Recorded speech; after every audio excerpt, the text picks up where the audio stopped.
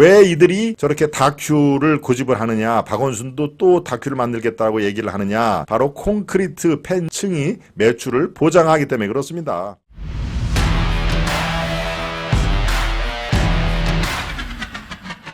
또 문재인에 이어서 박원순도 미화 다큐를 찍는다.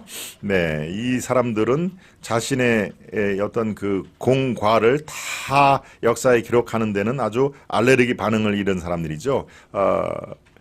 잘한 일, 그 다음에 많은 사람들에게 박수를 받았던 일만 추려서 이렇게 역사에 기록하고 싶은, 글쎄요, 뭐 사람인 이상 그럴 수밖에 없겠는데, 지금 여러분들 다큐멘터리 하면은 노무현입니다.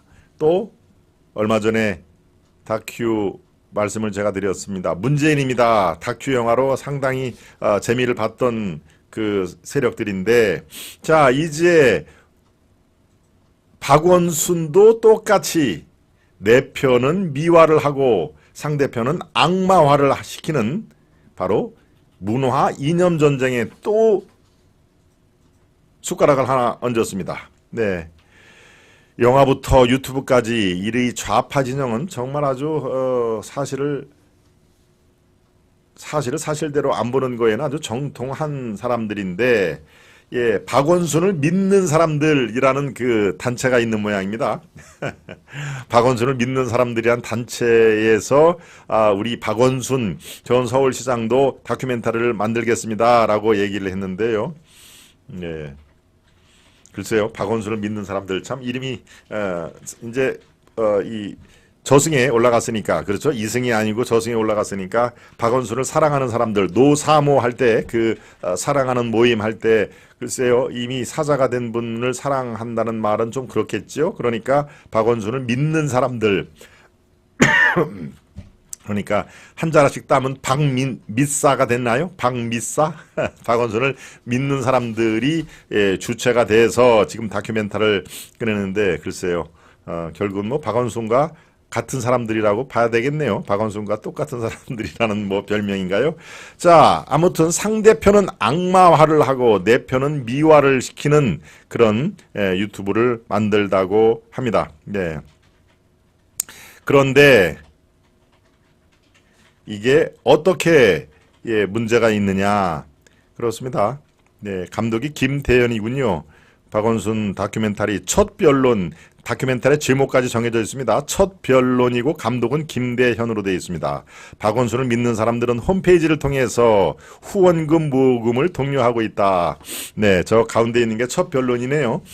7월 개봉 예정 김대현 감독, 크라우드 펀딩 업체 승인을 못 받아 홈페이지를 통해서 모금을 하겠다. 1주 만에 4천여 명이 2억 원을 넘게 후원을 했다. 참, 저쪽 이 주사파, 좌파들은 저런 건 참 잘합니다. 그렇죠? 뭘 한다 싶으면 돈을 저렇게 4천 명이 1주 만에 몰려가서 2억 원을 넘게 후원을 했다. 예, 대단히 참, 글쎄요, 저런 걸 뭐 따라 배우자라는 얘기는 뭐 차마 못하겠습니다만은, 아무튼 네, 이 묻지마 지지, 묻지마 후원 이런 것들은 상당히 잘 훈련된 그 사람들인데요. 예, 그 영화 포스터 또 한번 다시 보여주시죠. 예, 뭐뭐가 있다고 지금 돼 있습니까? 예, 문재인입니다라고, 예, 후원자가 34,000명, 약 14억 8천만 원이 모였군요. 네. 전주국제영화제 프리미어에서 상영을 했는데, 예, 약 34,000명이 14억 8천만 원을 내서, 예, 문재인입니다 다큐 영화 찍는데 저렇게 후원을 했다 하는 얘기인데요. 그대가 조국, 예, 조국의 다큐멘터리도 마찬가지로 2022년 이승준 감독이 만드는데 관객이 33만 명, 매출액은 31억 원. 후원자가 5만 1,000명에 달았고요. 26억 원의 후원금이 모여졌다고 그러네요. 참, 네. 예. 그러니까 26억, 조국은 26억, 그 다음에 문재인은 14억, 그 다음에 박원순 1주 만에 2억 원이 성큼 저렇게 모금이 됐다 하는 얘기입니다. 예, 박원순을 믿는 사람들이 지금 저렇게 다큐, 첫 변론이라는 다큐를 지금 찍는다는데, 왜 저들은 유독 저렇게 다큐를 좋아할까요? 이유가 있습니다. 유독 다큐를 좋아하는 이유 바로 묻지마 지지 아주 굳건히 아주 팬덤이라고 그러죠. 팬덤.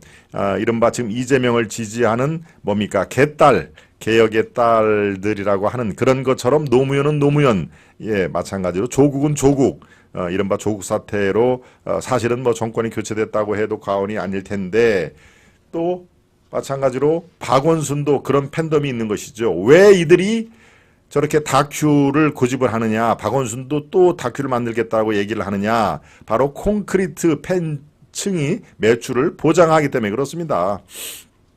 이 영화판이야말로 그야말로 돈의 전쟁, 쩐의 전쟁이라고 하는 그런 현상이 뚜렷하는 데인데요. 배우 캐스팅부터 홍보까지 돈에 의해서 움직이는 그런 살벌한 아주 경쟁이 피 튀기는 그런 현장인데, 한국 영화 중에서 제작비 30억 원 이상을 쓰고도 BEP라고 그러죠. 손익분기점을 넘긴 영화가 20%도 채 안 됩니다. 19.4%라는 그런 수치로 우리가 지금 알고 있는데요. 그러니까 영화를 웬만큼 해서 돈을 벌지는 못하는데 바로 유독 이 좌파의 이른바 스타로 군림을 해는 조국, 문재인에 이어서 박원순, 뭐 노무현은 조금 좀 다른 얘기죠. 거기에는 바로 이 아주 묻지마 지지를 하는 개딸과 같은 콘크리트 팬층이 매출을 보장을 하기 때문에 이 사람들이 이렇게 다큐에 목을 맨다 하는 얘기입니다. 일단 만들면은 저렇게 펀딩을 할 때 몇 억은 뭐 쉽게 벌어지죠. 박원순만 해도 일주일 만에 2억이 모였다니까 앞으로 뭐 한 10억 정도는 문제 없지 않겠습니까?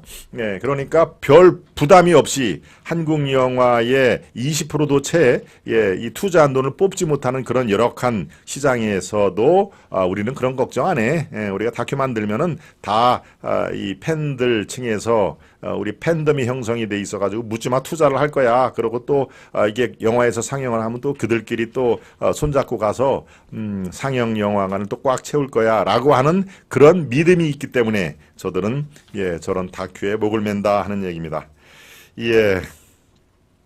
그런데요, 이번 박원순 편은 조금 다릅니다. 박원순 편은 노무현과 다르고 문재인과 또 다른데, 이 박원순의 성폭력, 성폭력 이것을 지금 미화를 했다는 거 아닙니까? 미화를 하고 자신들에게 불리한 내용은 쏙 빼고 자신들이 유리한 내용만 거기에 담겼을 텐데, 이 성폭력 피해자, 박원순에 대한 성폭력 피해자를 담당했던 김재련 변호사가 있습니다. 여러분들 얼굴 보면 아실 텐데요. 저 상황이 나오죠. 법원도 박원순의 성폭력을 인정을 했는데 다큐를 만들다고 하면서 성폭력 자체를 부정을 하는 거, 이거는 사이비 종교 수준이다. 이것은 사이비 종교 수준이기 때문에 절대 이걸 허가해서 안 된다 하는 얘기입니다. 왜곡된 다큐를 상영하면 피해자에게 2번 가해를 하는 2차 가해 현상이 뚜렷하게 나타날 것이다. 지금 피해자가 아직도 정신적으로 이렇게 쾌유가 되지를 않았는데 정신적 고통에 대해서는 반드시 배상을 해야 될 것이다 하는 얘기입니다.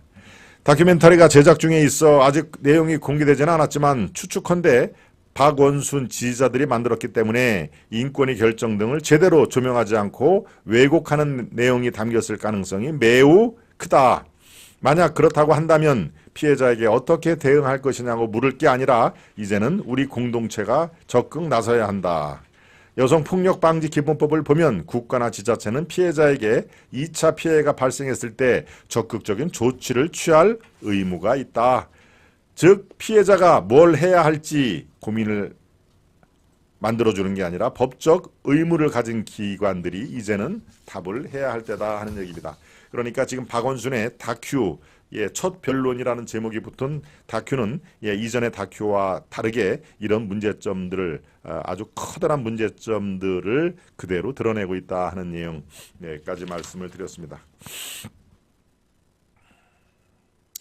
부하이콘님, 끈영감님, 정의는 살아있다님, 우파 연예인 활동하려면 참 힘들다네요. 우리 정의는 살아있다. 예, 우파 연예인 여기 우리 스튜디오에도 왔었죠. 예, 뭐 최국을 비롯해서 몇 사람이 왔었는데요. 참 뭐 힘드는 거는 뭐 당연합니다. 정권이 교체가 돼 있어도 저 문화를 하는 문화지대에는 아직도 정권 교체를 하기 이전과 별 차이가 없다 하는 그런 내용이죠. 네. 나쁜 짓만 하고 참 뻔뻔한 그런 사람들이네요. ABC님. 인권위에서 상영 금지 처분을 해야 되겠다 하는 말씀을 전혜라님. 네. 그렇습니다. 이렇게 내 편은 미화하고 상대편은 오히려 적으로 돌리는 악마화를 하는 그런 것들은 정말 하루빨리 우리 사회에서 없어져야 할 구시대의 유물이 아닌가 싶은 생각인데 점점 더 기승을 부리니 그래서 이 가슴이 아플 뿐입니다. 네. 다큐멘터리 박원순 후원금은 몰수해야 한다. 예, 피해 여성분 석할리님. 그래, 두 번째 이슈까지 문재인 조국에 이어 박원순도 미화 다큐를 제작을 하고 있고 일주일 안 돼서 그들의 아주 이 맹목적 지지자들에 의해서 수억 원의 후원금이 좀 거치고 있다라는 그런 말씀을 드렸습니다. 예, 세 번째 이슈로 가기 전에 만평을 살펴보겠습니다. 만평입니다. 네, 만평. 오늘의 만평은 책방지기 강추. 네, 책방지기 강추. 이것도 이제 평산 책방인 것이죠.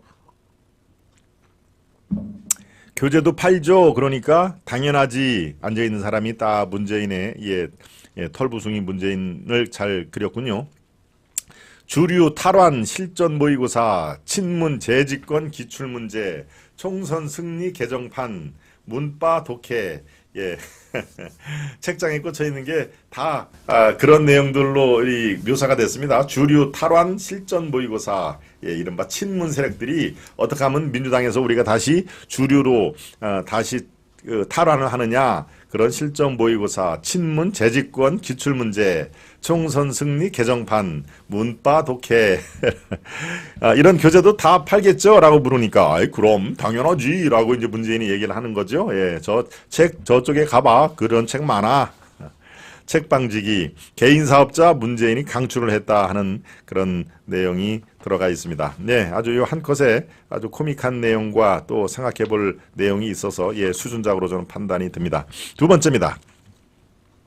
두 번째 만평입니다. 마음의 소리 40평생 짠돌이 생활 지친다 지쳐. 당연히 김남국 얘기를 하는 거죠. 서민 코스프레 본인이 뭐 운동화도 지금 빨래판에 지금 빠는 그런 모습을 그렸네요. 그런데 옆에 깔고 앉는 걸 보니까 60억 코인을 깔고 앉았다. 내가 40평생 짠돌이 생활 지친다 지쳐라고 돼 있는데 깔고 있는 것은 무려 60억짜리 코인을 깔고 있는 상황이네요. 네. 김남국의 그야말로 뭡니까 앵벌이 인생? 예, 앵벌이 인생을 만평에 그렸습니다. 만평 속에 놀라운 비평이 들어있네요. 예, 광야의 소리님. 네.